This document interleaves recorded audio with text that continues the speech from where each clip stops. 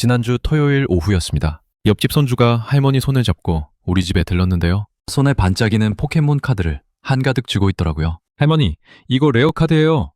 하면서 신이 나서 보여주는데 저도 모르게 웃음이 났습니다. 요즘 손주들은 포켓몬 카드 하나 구하려고 얼마나 부모님을 졸라대는지 모릅니다. 그런데 그날 저녁 뉴스를 보다가 깜짝 놀랐습니다. 포켓몬 카드 행사가 일본의 야스쿠니 신사에서 열렸다는 겁니다. 처음에는 잘못 들은 줄 알았습니다. 아이들이 좋아하는 캐릭터 행사가 그런 곳에서? 그것도 조용히 열렸다가 조용히 사라졌다는 이야기였습니다. 그날 저녁 저는 뉴스 화면을 보다가 무심코 옆집 손주가 두고 간 카드 한 장을 집어들었습니다. 반짝거리면 카드인데 그날은 이상하게 반짝임이 덜 예쁘더라고요. 쉽게 말하면 우리 손주들이 좋아하는 것과 우리 세대가 가슴 아파하는 곳이 만났다는 얘기입니다. 지워진 건 글이었고 남은 건 마음이었습니다. 아이들 이야기는 가볍지만 그 뒤에 남는 건 무겁습니다. 오늘 이야기는 포켓몬 카드 행사가 왜 문제가 되는지, 그리고 중국 엄마들이 왜 그렇게 분노했는지에 관한 것입니다. 단순히 장소를 잘못 정한 실수가 아니라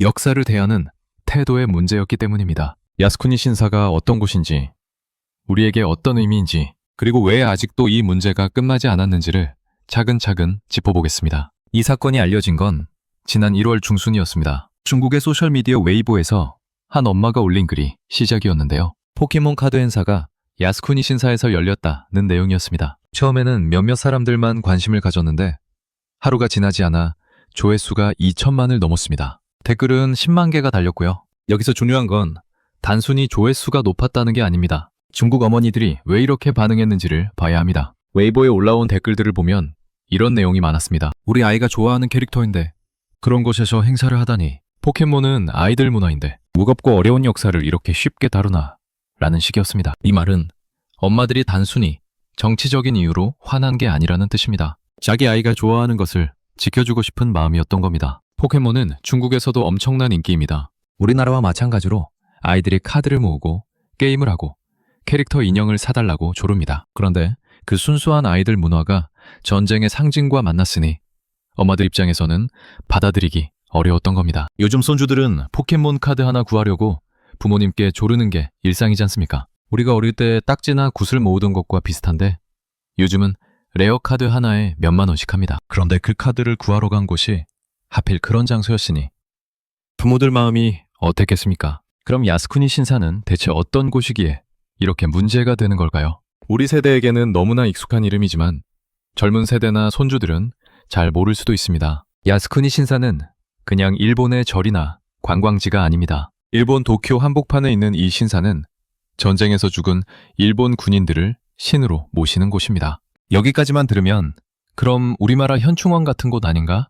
라고 생각할 수도 있습니다. 하지만 결정적인 차이가 있습니다. 야스쿠니 신사에는 A급 전범 14명이 함께 합사되어 있습니다. A급 전범이라는 건 2차 세계대전을 일으키고 주도한 최고위급 전쟁 범죄자들을 말합니다. 우리로 치면 일제강점기에 우리 민족을 탄압하고 착취한 사람들이 영웅으로 모셔져 있는 셈입니다. 이 과정에서 중요한 건 일본이 이들을 전범이 아니라 순국 선열로 대우한다는 점입니다. 전쟁에서 나라를 위해 싸우다 죽은 영웅으로 기리는 겁니다. 그러니 한국과 중국 입장에서는 받아들일 수 없는 겁니다. 우리를 침략하고 괴롭힌 사람들을 신으로 모시는 곳에서 아이들이 좋아하는 캐릭터 행사를 연다는 게 말이 됩니까? 결국 이런 흐름인 거죠. 장소 선택이 단순 실수가 아니라 역사를 어떻게 바라보느냐의 문제인 겁니다. 그럼 한국 사람들은 왜 야스쿠니 신사를 이렇게 불편하게 생각하는 걸까요? 중국만 문제 삼는 게 아닙니다. 한국도 마찬가지입니다. 이유는 명확합니다. 야스쿠니 신사는 우리에게 아픈 과거가 아직 끝나지 않는 장소이기 때문입니다. 저는요, 야스쿠니 신사라는 말을 처음 뉴스에서 들었을 때보다 아버지가 술 기운에 툭 던지듯 하신 한마디가 더 오래 남아있습니다. 일본 군복 입은 애들이 동네로 들어오던 날이었지. 그 말 뒤에는 설명이 없었습니다. 그냥 수잔만 비우셨죠. 어린 마음에도 그 침묵이 무겁게 느껴졌습니다. 일제강점기 36년 동안 우리 조상들은 강제로 끌려가 노동을 해야 했습니다. 강제징용이라는 이름 아래 탄광으로, 군수공장으로, 전쟁터로 보내졌습니다. 돌아오지 못한 사람들도 많았습니다. 위안부 피해자 할머니들의 이야기도 있습니다. 어린 나이에 강제로 끌려가 평생 씻을 수 없는 상처를 안고 살아야 했습니다. 이 얘기만 나오면 괜히 말수가 줄어듭니다. 저만 그런가요? 이와 관련해 야스쿠니 신사는 이런 고통을 준 사람들을 신으로 모시는 곳입니다. 우리가 겪은 아픔을 부정하는 상징과 같습니다. 그러니 한국 사람들에게는 야스쿠니는 단순한 종교시설이 아닙니다. 과거의 상처가 아직도 아물지 않았음을 상기시키는 장소입니다. 이 대목이 왜 중요하냐면요. 여기서부터는 오늘 이 이야기가 우리 얘기가 되거든요. 어르신들 중에는 직접 겪으신 분들도 계실 겁니다. 부모님이나 조부모님께 들은 이야기를 기억하시는 분들도 많을 겁니다. 우리 아버지가 강제징용으로 끌려가셨다. 우리 외할머니가 정신대로 갈 뻔했다는 이야기들 말입니다. 이건 교과서 속 역사가 아닙니다. 우리 가족의 이야기입니다. 여기까지 들으시느라 고생하셨어요. 무거운 이야기지만 이제부터는 중국이 왜 더 크게 반응했는지, 그리고 일본은 왜 조용히 지웠는지를 살펴보겠습니다. 우리 생활과 더 가까워집니다. 그런데 중국은 왜 이렇게까지 반응이 컸을까요? 한국도 불편하게 생각하는데 중국의 반응은 더 폭발적이었습니다. 웨이보에서 포켓몬 야스쿠니 신사 해시태그가 실시간 검색어 1위를 차지했고, 관련 게시물 조회수가 하루 만에 2천만을 넘었습니다. 중국 네티즌들은 포켓몬 보이콧, 일본 제품 불매 같은 이야기까지 꺼냈습니다. 이건 단순히 숫자가 많다는 게 아닙니다. 중국 사람들이 느끼는 감정의 깊이가 그만큼 크다는 뜻입니다. 중국은 2차 세계대전 당시 일본의 침략을 직접 겪었습니다. 난징 대학살이라는 끔찍한 사건도 있었습니다. 1937년 12월 일본군이 난징을 점령하면서 약 6주 동안 수십만 명의 민간인을 학살했습니다. 최삼 1부대라는 이름도 있습니다. 일본군이 중국인을 대상으로 생체 실험을 했던 악명 높은 부대입니다. 중국은 이런 역사를 항일 전쟁의 승리로 기억합니다. 학교에서 배우고 영화로 만들고 기념관을 세웁니다. 그러니 야스쿠니 신사는 중국에게도 용서할 수 없는 상징입니다. 거기에다 포켓몬이라는 아이들 문화가 더해지니 반응이 더 격렬했던 겁니다. 포켓몬은 중국에서도 엄청난 인기입니다. 그런데 그 순수한 캐릭터가 그런 장소와 연결되니 부모들은 말이 안 나왔을 겁니다. 손주가 좋아하는 것을 지켜주고 싶은 마음은 국경이 없으니까요. 그렇다면 일본은 이 상황을 어떻게 처리했을까요? 놀랍게도 공식적인 해명은 없었습니다. 포켓몬 카드 행사를 주최한 회사는 조용히 행사 정보를 삭제했습니다. 홈페이지에서 사라졌고 소셜미디어 게시물도 지워졌습니다. 마치 없던 일로 하자는 식이었습니다. 지워진 건 글이었고 남은 건 마음이었습니다. 이게 처음은 아닙니다. 2019년에도 비슷한 일이 있었습니다. 포켓몬 게임을 개발하는 회사 크리처스의 간부가 야스쿠니 신사를 참배했다는 사실이 알려졌습니다. 당시에도 중국에서는 불매운동이 일어났고 약 2주 뒤에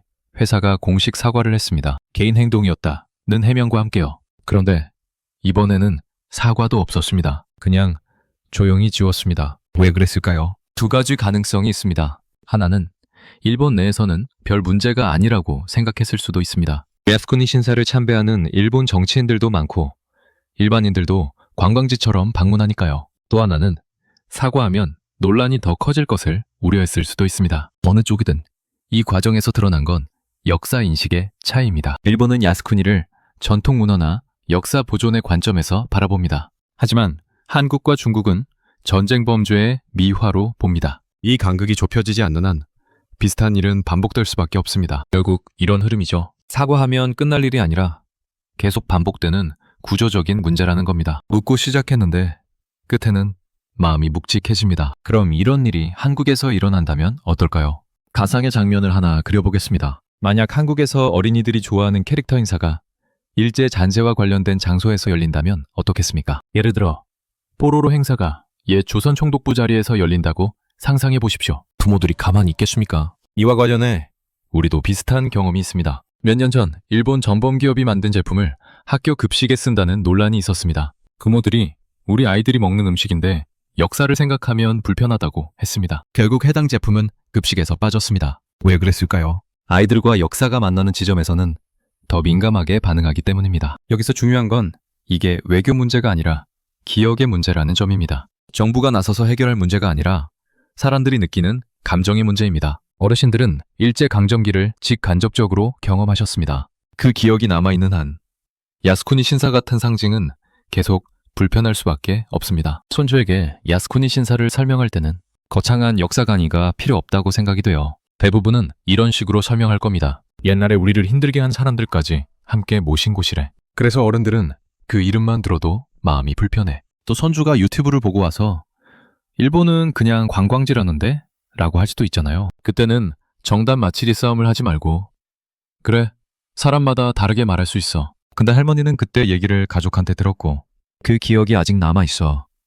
그래서 거기는 불편한 장소라고 생각해. 이렇게 우리 세대가 직간접적으로 경험한 이야기를 직접 들려주는 게 제일 확실한 교육입니다. 손주들이 할머니는 뭐든지 아시네 하면서 고개를 끄덕일 겁니다. 그런데 이 문제를 해결할 방법은 없는 걸까요? 일본이 사과하면 끝날까요? 아니면 우리가 참고 넘어가야 할까요? 둘 다 아닙니다. 이건 해결의 문제가 아니라 기억과 존중의 문제이기 때문입니다. 일본이 야스쿠니 신사를 어떻게 대하느냐는 일본의 선택입니다. 우리가 강제할 수는 없습니다. 하지만 우리가 어떻게 반응하느냐는 우리의 선택입니다. 포켓몬 행사가 야스쿠니에서 열렸을 때 중국 엄마들이 목소리를 냈습니다. 한국 사람들도 불편함을 표현했습니다. 그게 바로 기억을 지키는 방법입니다. 여기서 또 하나 생각해 볼 점이 있습니다. 우리 손주들은 일제강점기를 경험하지 않았습니다. 교과서로만 배웁니다. 그러니 야스쿠니가 왜 문제인지 잘 모를 수 있습니다. 그럴 때 우리가 해야 할 일은 무엇일까요? 감정적으로 일본은 나쁘다고만 말하기 아니라 왜 그런지를 설명해 주는 겁니다. 예를 들어 손주가 포켓몬 좋아하는데 왜 안 돼요? 라고 물으면 포켓몬은 좋은 거야. 그런데 이벤트 하는 어떤 장소는 우리 가족에게 아픈 기억이 있어서 불편해. 라고 말할 수 있습니다. 그러면 손주도 이해할 겁니다. 무조건 막는 게 아니라 이유를 알려주는 겁니다. 이 과정에서 중요한 건 우리가 역사를 질모가 아니라 교훈으로 전달해야 한다는 점입니다. 일본 사람들은 다 나빠가 아니라 그때 잘못된 일이 있었고 그걸 기억해야 또 안 당해 라는 식으로요. 그게 진짜 역사 교육입니다. 쉽게 말하면 손주들에게 물려줄 건 분노가 아니라 기억이라는 겁니다. 그럼 이 모든 이야기를 정리해 보겠습니다. 포켓몬 카드 행사가 야스쿠니 신사에서 열렸다가 조용히 사라진 이 사건은 단순한 장소 선택 실수가 아니었습니다. 역사를 대하는 태도, 피해국의 감정을 고려하지 않은 결정, 그리고 사과 없이 지워버리는 방식까지 모든 게 문제였습니다. 외신들도 주목했습니다. 밖에서 봐도 이 동네는 아직 과거가 끝나지 않은 모양, 이렇게 보입니다. 왜 이렇게 굴러가는 걸까요? 패턴이 있습니다. 첫째, 일본은 야스쿠니를 전통으로 봅니다. 피해국은 범죄의 미화로 봅니다. 이 간극이 좁혀지지 않습니다. 둘째, 일본 기업들은 국내 시장과 해외 시장의 반응 차이를 제대로 읽지 못합니다. 일본 내에서는 별 문제가 아니니 해외 반응을 예측하지 못하는 겁니다. 셋째, 사과보다 조용한 삭제를 선택하는 문화입니다. 논란을 키우지 않으려는 의도지만 오히려 불신만 커집니다. 늘 이렇게 흘러갑니다. 일본 정부는 매년 야스쿠니 신사에 공물을 바칩니다. 토니와 강요들이 참배합니다. 한국과 중국이 항의하면 개인 자격이라고 해명합니다. 이런 패턴이 수십 년째 반복됩니다. 2019년 포켓몬 사건 때도 사과했지만 2025년에 또 비슷한 일이 벌어졌습니다. 이건 한 번의 실수라기보다 익숙한 습관처럼 반복됩니다. 그럼 앞으로는 어떻게 될까요? 제 느낌엔요. 이 문제는 당분간 해결되지 않을 겁니다. 일본이 야스쿠니를 포기하지 않는 한 한국과 중국의 불편함도 사라지지 않습니다. 하지만 그렇다고 해서 우리가 포기할 이유는 없습니다. 우리가 목소리를 내는 한 적어도 기억은 지켜집니다. 어쩌면 일본도 중국도 우리도 각자 자기 입장에선 할 말이 있을지 모릅니다. 그래도 아이들 앞에서는 조금 더 조심했어야 하지 않았을까요? 결국 이런 흐름이란 이야기입니다. 이건 정부나 기업이 해결할 문제가 아니라 우리 모두가 기억하고 전달해야 할 역사라는 겁니다. 손주들은 우리 세대가 직간접적으로 겪은 일을 모릅니다. 교과서로만 배웁니다. 그러니 할머니, 할아버지가 왜 불편해하는지 이해하지 못할 수도 있습니다. 그래도 괜찮습니다. 우리가 느끼는 감정이 있다는 것만으로도 의미가 있습니다. 그 감정이 바로 역사를 기억하는 방법이니까요. 지워진 건 글이었고 남은 건 마음이었습니다. 여기는 사연의 정원입니다. 오늘은 한 사건을 이야기했지만 사실은 한 세대의 기억을 같이 돌아봤습니다. 혹시 여러분 집안에도 어른들이 설명은 안 해주셨는데 이상하게 또렷하게 남아있는 기억이 하나 있으신가요? 그때는 말이야 하고 시작했다가 끝내 다 못하신 이야기, 그런 거요. 있으면 댓글에 한 줄만 놓고 가주세요. 댓글은 정답이 아니라 서로의 기억을 놓는 자리니까요. 아이들 이야기는 가볍지만 그 뒤에 남는 건 무겁습니다. 오늘도 그 무게를 같이 들어주셔서 고맙습니다.